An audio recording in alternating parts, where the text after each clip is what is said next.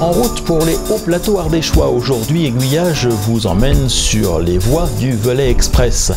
Un train touristique à vapeur et à voie métrique que nous rejoindrons à Tence en Haute-Loire pour gagner la gare de Saint-Agrève après avoir fait une petite incursion en Ardèche. Tence, c'est le dépôt principal du Velay Express.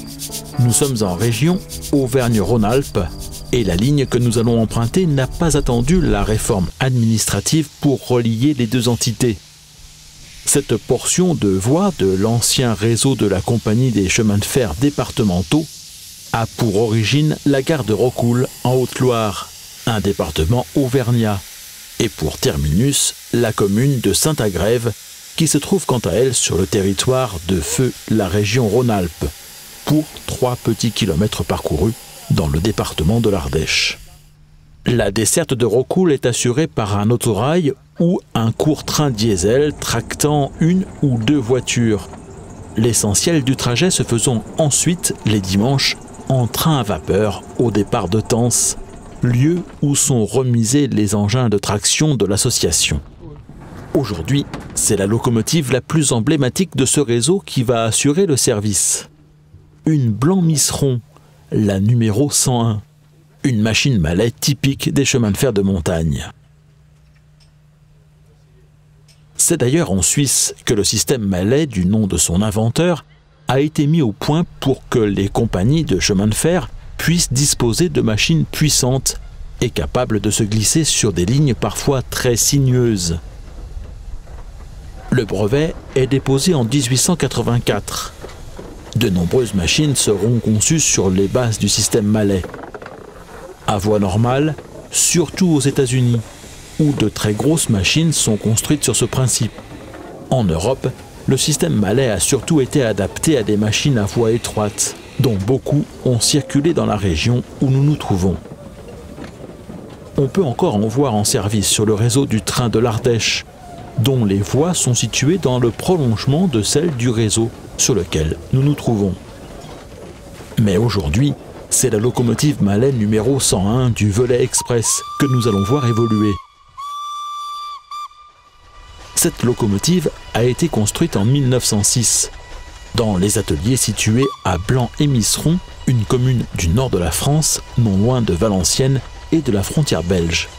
Un détail qui a toute son importance, car de conception belge, ces machines arrivaient en pièces détachées en France, où elles étaient assemblées. Cela permettait ainsi d'échapper à certaines taxes à l'importation. Comme quoi, on finirait presque par croire que notre époque n'a rien inventé.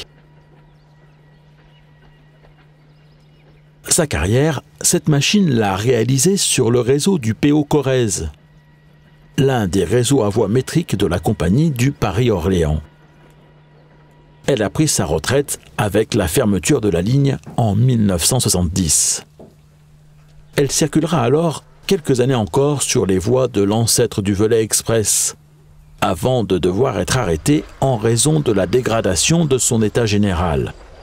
Après une restauration réalisée dans les ateliers du train à vapeur des Cévennes, elle a pu reprendre le service en 2012.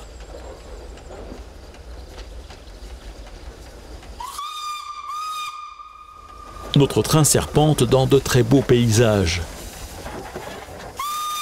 Dès la sortie de Tence, il s'engage dans une grande section en forme de fer à cheval, qui l'amènera quelques minutes après son départ à repasser devant sa commune d'origine, dans le sens inverse de celui qu'il avait emprunté à la sortie de la gare, mais à quelques kilomètres de distance et en ayant déjà pris un peu d'altitude.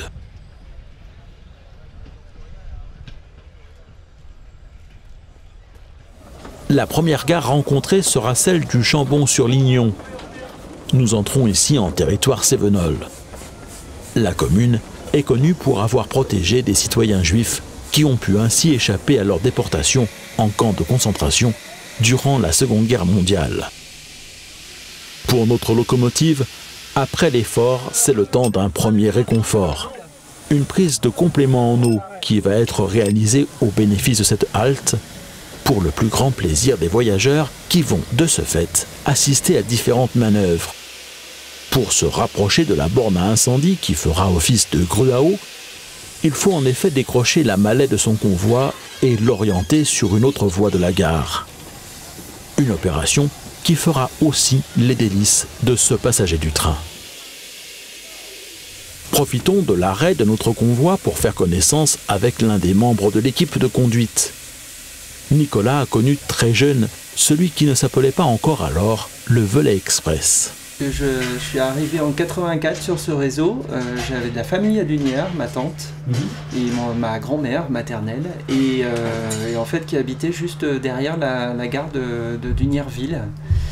Et je voyais le train, et quand j'ai commencé à m'y intéresser, on est allé faire un tour avec ma grand-mère, et puis j'ai pris contact et j'ai fait 2 saisons ici, en 85 et en 86. Puis la ligne a fermé, donc j'ai cherché d'autres chemins de fer touristiques. Alors en 87-88, j'ai découvert beaucoup de chemins de fer à vapeur en voie normale, en voie métrique, en voie de 60. Et j'ai atterri en baie de Somme. Donc en 89, je fais mes premières armes. Et en 90, je passe mécanicien. Et depuis, je suis mécanicien sur le chemin de fer de la baie de Somme. Et j'y revais très régulièrement, 8 fois par an. Et j'y vais comme ça, surtout pour être mécanicien ou chauffeur en baie de Somme. Et puis l'exploitation du train touristique entre Dunières et Saint-Agrève a repris. Et Nicolas est tout naturellement revenu. Alors ici, je suis arrivé en 2011. Et puis surtout pour donner un coup de main sur la voie. Voilà, c'était un petit plus. Et puis c'est vrai qu'avec la nouvelle exploitation, il y avait besoin de mécaniciens. Et on m'a demandé de monter en grade. D'être chauffeur d'abord, et puis là je suis apprenti mécanicien cette année. Malgré sa grande expérience de la chauffe et de la conduite de locomotive au chemin de fer de la baie de Somme, ici Nicolas a refait un parcours de formation complet, se consacrant dans un premier temps uniquement à la chauffe, avant de se lancer depuis cette saison dans la conduite. Les machines, c'est un peu la même chose, c'est toujours une machine à vapeur. Par contre, il y a besoin de connaître le frein à vide, d'une part, et d'autre part, il faut connaître la ligne qui est quand même assez difficile, puisqu'elle est en dents de scie. Ça monte, ça descend tout le temps, et quand ça monte bien. 30 pour 1000 maxi, donc c'est énorme pour un chemin de fer. Et même 32,5 sur la partie de l'autre côté, sur la partie Montfaucon. On apprend toujours sur le tas sur un chemin de fer touristique, c'est vraiment quelque chose qu'on apprend petit à petit. En plus moi j'ai aucune formation mécanique, donc il faut effectivement, je viens avec mes 2 mains et il faut apprendre des choses, et puis c'est vrai que ça m'arrive aussi de faire du travail de métal, de faire quelques petits trucs, mais vraiment c'est pas grand chose. En technique vapeur, moi ce qui m'intéresse en fait, c'est d'abord la technologie de la machine à vapeur, et puis aussi l'aspect conservation du patrimoine ferroviaire. L'apprentissage, c'est aussi celui de la machine, chacune ayant potentiellement ses petits caprices. Alors cette locomotive en particulier, elle a quand même assez tendance au patinage, surtout à basse vitesse, et c'est vrai que c'est un peu plus compliqué parce que elle va, voilà, et puis bon, la voie étant ce qu'elle est, il faut aller doucement, et donc c'est nécessaire de faire attention aussi à l'état de la voie et aller prudemment. Puis c'est toujours la même chose, avec une machine qui est sur des rampes importantes, il y a aussi une technique à apprendre qui n'est pas forcément la même que en baie de Somme. En baie de Somme, on a des rames très longues, on a 8-9 voitures. Par contre, on a aussi plus de vitesse, il faut assurer des correspondances à Noyelles. Et donc, c'est pas du tout la même chose en fait, réellement. D'autant plus qu'en baie de Somme, le profil de la ligne n'a rien à voir avec ce qu'il est ici, en moyenne montagne. Même s'il existe quand même une rampe qui demande un peu de dextérité aux mécanos. Une rampe de la moitié de 18 pour 1000, donc c'est vrai que c'est rien du tout par rapport à ici. Il y a une rampe, et cette rampe, on dit toujours la rampe, voilà, c'est la seule du réseau. Mais c'est vrai aussi que de partir de Saint-Valery-Ville à 0 et de se lancer dans la rampe, c'est assez difficile, surtout quand on a un train qui est chargé. En baie de Somme ou dans le Velay, la journée d'une équipe de conduite commence forcément très tôt, Il faut en moyenne 4 heures pour préparer une machine. La journée commence trop tôt, et surtout que je me suis levé à 5 h du matin et qu'on était sur le pied de guerre à 6 h. On avait déjà préparé la machine la veille. Donc hier samedi, on a nettoyé la machine, on l'a mis un petit peu en pression pour qu'elle soit chaude et qu'on ne soit pas obligé de repartir à 20 degrés le lendemain matin, ça va plus vite. Et donc il est nécessaire de faire cette chauffe prudemment, lentement, pour que tout se dilate bien et qu'il n'y ait pas des coups de chaud dans la chaudière. Justement, une autre différence avec les locomotives de la baie de Somme, bien souvent les machines de la baie de Somme font le service tous les jours, et donc il n'y a pas besoin de partir de zéro à chaque fois, et c'est beaucoup plus rapide. Enfin, beaucoup plus rapide, on prend le service à 7 h et donc le premier train est à 11 h. Donc en fait, il faut quand même 4 heures, le temps de préparer la machine, faire le plein de charbon, d'eau et d'huile, etc.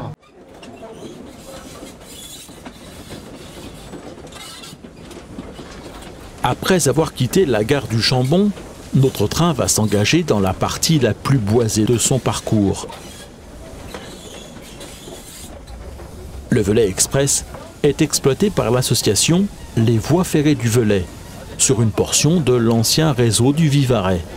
Un ensemble comportant 200 km de voies, reliant les hauts plateaux ardéchois à la vallée du Rhône, de Dunières ou Yssingeaux, vers la Voulte-sur-Rhône ou Tournon, par la Mastre et le Cheylard, permettant aux habitants de ces régions de rejoindre leur préfecture, ou aux citadins de venir s'aérer en moyenne montagne, le point culminant du réseau étant situé à plus de 1000 mètres d'altitude. Le trafic marchandises était essentiellement dédié au transport du bois.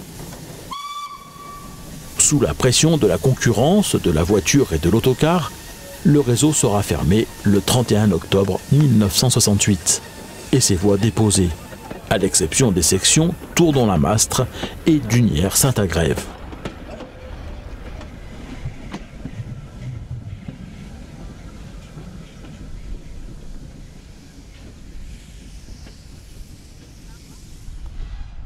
Nous voici justement arrivés au terminus de la ligne.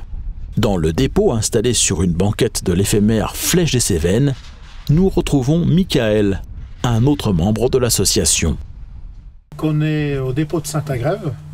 Donc Saint-Agrève, c'est le terminus de la ligne. La ligne, elle fait actuellement 27 km, donc de Rocoul jusqu'à Saint-Agrève. Et Saint-Agrève, c'est le point culminant du réseau, de la ligne. Le reste du parcours s'effectue en Haute-Loire, la majeure partie du tracé. Il y a seulement 3 km du tracé qui est fait sur l'Ardèche. C'est une petite embardée de 3 km.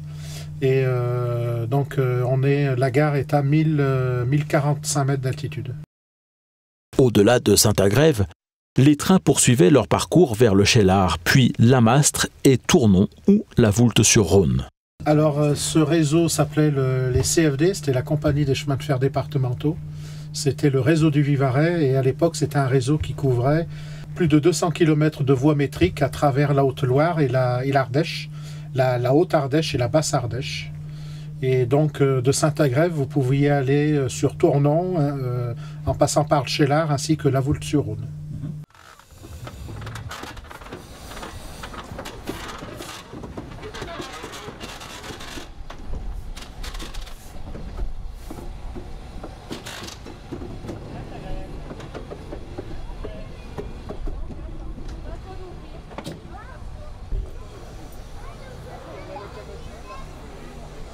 L'aventure de la Compagnie des chemins de fer départementaux, qui avait commencé en 1881, date de sa fondation, s'achève avant la fin des années 60.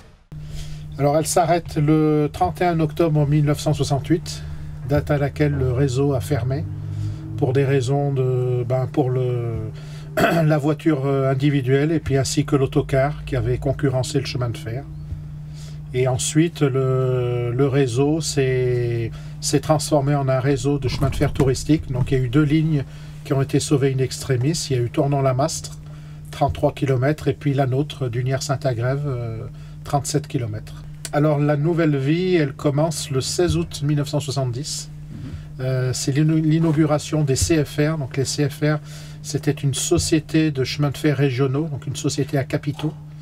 Et donc c'était un chemin de fer touristique, mais qui avait gardé les horaires de l'ancien chemin de fer départemental. Alors aujourd'hui, c'est exploité, oui, sous une forme plus classique, donc depuis 1993. Les voies ferrées du Velay se sont créées. Alors les voies ferrées du Velay, l'association s'est créée en 1986, mais on a démarré l'exploitation en 1993. Donc on a démarré entre Tence et Montfaucon dans un premier temps. Et ensuite, la ligne a été ouverte sur Dunières. Et en 2002, on a ouvert la partie restante entre Tence et Saint-Agrève. Outre les trains à vapeur, l'association exploite et restaure d'anciens autorails qui ont circulé sur ces voies à partir de 1938. On a 2 autorails actuellement en état de marche. On a l'autorail articulé Billard 222, qui est classé monument historique, qui date de 1938.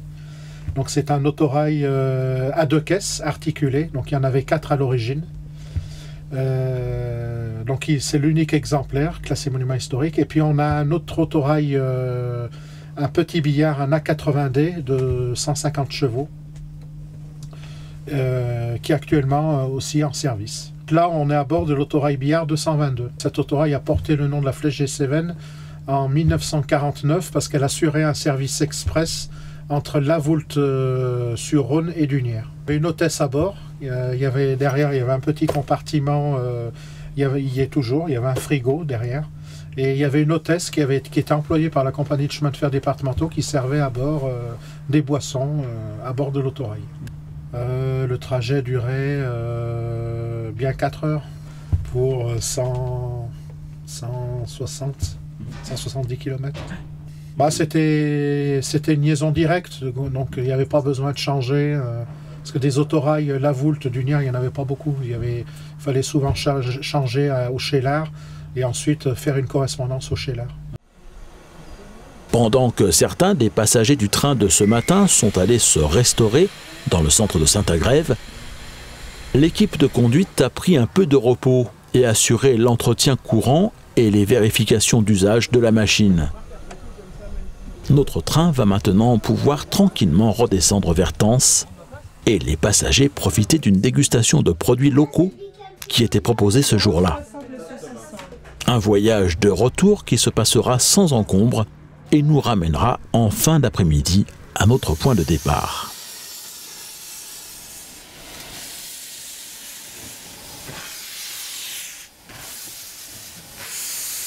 Les voitures à bord desquelles prennent place les voyageurs proviennent de réseaux suisses, l'ASD, Aigle, le CP, les Diablerets, et l'AOM, Aigle, Olon, Montais, le Nyon-Saint-Cergue-Morée et les chemins de fer rétiques, mais également du réseau breton.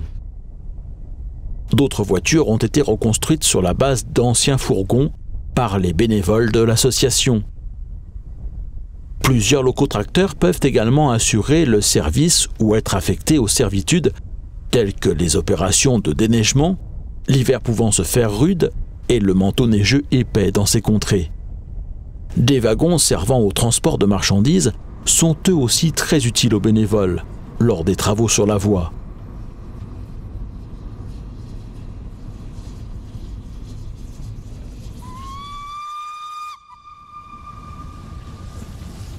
À partir de la saison 2016, un nouveau wagon capable de transporter jusqu'à 10 vélos sera mis en service.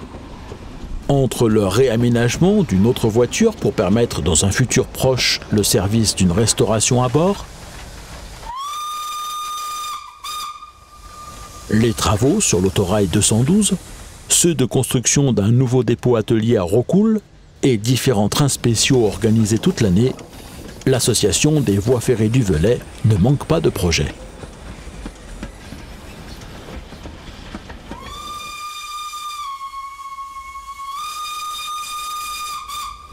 Nous voici arrivés à la gare de Tence. Pour le train à vapeur, le parcours s'arrête ici. Pour les quelques voyageurs qui ont emprunté le train depuis Rocoul, le voyage va se poursuivre à bord d'un autorail Billard qui fera l'aller-retour après que notre locomotive ait fini de manœuvrer. Pour Christophe, il est temps de faire un petit débriefing à chaud. C'était sa première journée d'apprenti mécanicien. Déjà chauffeur depuis quelques saisons et mécanicien diesel, il s'apprête ainsi à son tour à monter en grade et aspire à décrocher ses galons de mécanicien vapeur. Donc en fait, c'était une journée chauffeur, puisque je suis titulaire, et puis en apprentissage mécano, parce qu'on n'en a jamais assez. Donc, et puis c'était quand même le summum à atteindre, devenir mécano vapeur après avoir été mécano diesel. En principe, on commençait d'abord par le mécano diesel pour connaître le profil de la ligne. Mécano autorail aussi, parce que c'est quand même vachement sympa à conduire. Et puis le summum, maintenant qu'on a la vapeur, on y passe. Et puis, en fait, c'est assez différent du diesel, parce que le diesel, il y a toujours le moteur qui tourne, qui entraîne, alors que pour une locomotive à vapeur, on est très sensible en fait à la traction, et donc en fait il faut connaître parfaitement la ligne, savoir les endroits où il faut accélérer, où il faut couper, et on est très sensible à ça. Ça s'apprend. C'était le but de ma journée d'aujourd'hui. En fait, on a une ligne assez délicate, avec des profils en montée, en légère descente, des courbes avec un rayon court, donc ça ralentit le train. L'herbe, il y a des endroits, elle est haute, donc c'est pas facile, ça patine. Comme c'est une Mallet, donc on peut régler aussi la puissance sur le truck avant. Donc pour une première fois, je me suis concentré sur la partie arrière, et celui qui m'apprenait s'est occupé à ma place des autres. Ce qui se passe, c'est que quand on est en perte d'adhérence à l'arrière, l'idée c'est de balancer de la haute pression dans les cylindres avant, de manière à ce que les cylindres avant aient plus de pêche et aident l'arrière à reprendre de l'adhérence. Un résumé rapide de ce qu'est le système Mallet. Et alors, à l'issue de cette première journée, on se sent comment? Je suis pas encore au point. Mais c'était la première fois, donc on fera mieux la prochaine fois. Car forcément, il y aura d'autres fois, jusqu'à ce que Christophe obtienne ses palmes académiques de mécanicien vapeur. Je pense que ça va durer une bonne grosse saison. Ouais.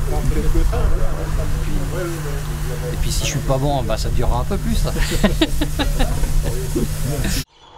Mais pas d'inquiétude, la formation se fait sur le tas, et sous l'œil avisé des mécaniciens plus expérimentés.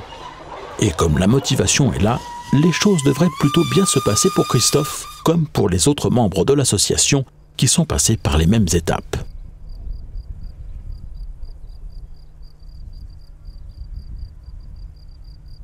Les circulations du Velay Express se font en saison du 1er mai au 30 octobre, les dimanches et jours fériés. Des voyages supplémentaires sont organisés les mercredis et jeudis en juillet et en août. Et quelques trains spéciaux, comme celui du Père Noël ou d'autres, sont organisés tout au long de l'année.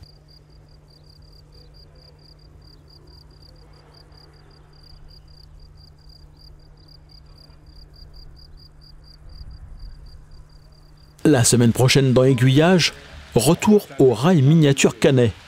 Après le réseau à l'échelle 0 que vous avez pu découvrir il y a quelques semaines, nous parlerons des autres échelles pratiquées par ce club normand.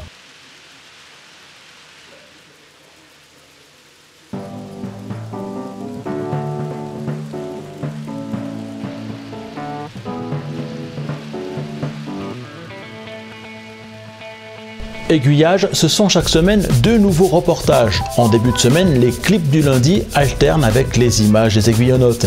Et je vous présente chaque vendredi un reportage plus complet sur un réseau ou un sujet lié au modélisme ferroviaire. En début de mois, un train touristique ou un sujet relatif au patrimoine ferroviaire le dernier vendredi. Pour être sûr de ne rater aucun de ces prochains épisodes, abonnez-vous à la chaîne YouTube d'Aiguillage et à sa newsletter que vous trouverez sur le site www.aiguillage.eu. Et pour m'aider à continuer à vous offrir chaque semaine ces nouveaux reportages, devenez un aiguillonnaute VIP. Pour un montant laissé à votre libre appréciation, vous accéderez aux reportages de la chaîne sans publicité et à la possibilité de les télécharger en haute définition.